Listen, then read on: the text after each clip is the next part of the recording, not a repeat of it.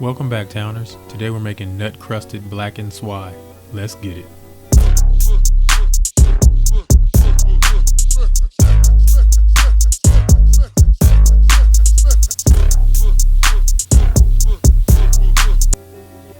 Alright, to start this recipe off, we start out with 2 cups of mixed nuts.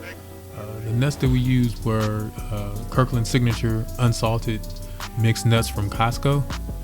We basically put 2 cups into our blender food processor and rough chop, basically pulsed them. Just gave it about 3 or 4 quick pulses. I wanted some large pieces of nuts on here so I can get the texture from that. I didn't want it to be fine, but it's definitely fine if you do that. If you do feel like blending it down to a fine dust powder, you can do that to get like an almond flour or flour type coating to it.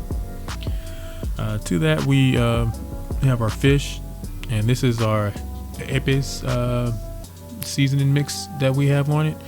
This was mixed with the one that we're using here is the one that had garlic, green onions, olive oil, and then we also added some cilantro and jalapenos to it. And we basically just rub this all over the fish. We're basically using this as our coating as for our seasoning to stick to it.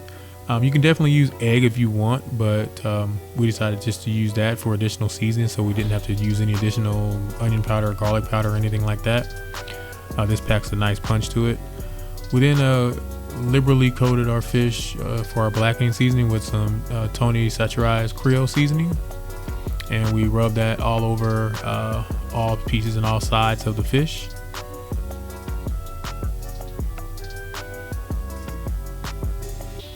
And then we poured our crushed nuts over top of it. Probably should have did this on a baking sheet or a flat surface, so that way I can kind of maneuver around and get them coated all that I wanted, but it all worked out. Just basically coated all pieces and all sides of the fish and kind of pressed it in and let it sit in place. We let it sit there for a few minutes to bind to the fish. And then we got on our frying pan.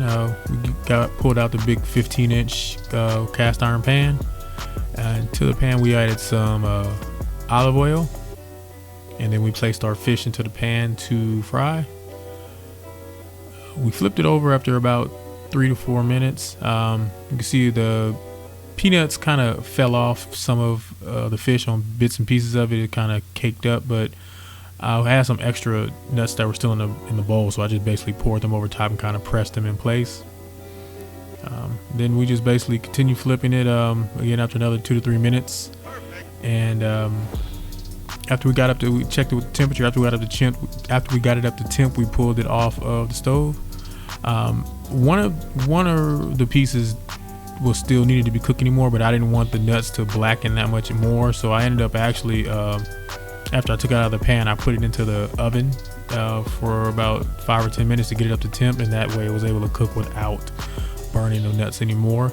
But this came out great. The nuts were soft. They still had their crunch, their bite to it, but they were still soft and chewy. They didn't crust up or anything like you would expect them to from being in the grease for so long, but this fish came out really nice. Had a nice peanutty flavor to it, and along with the fish. If you guys want to try this recipe out, please do. Let me know in the comments if you like it or if you have any other suggestions. And as always, please enjoy. Enjoy, and please subscribe. Enjoy.